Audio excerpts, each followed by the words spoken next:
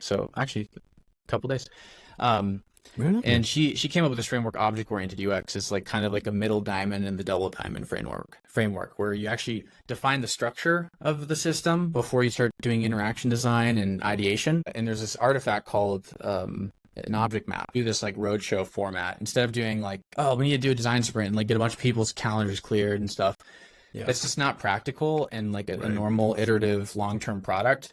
Like I think design sprints have their place, but the reason that the design sprint is the way it is because it was a venture capital firm that needed a week with their startups they invested in, and they only had a week, and they had to do it within a week.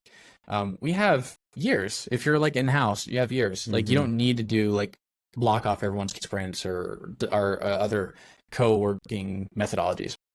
So I think we've already established this. I don't believe you get alignment through the typical corporate meeting.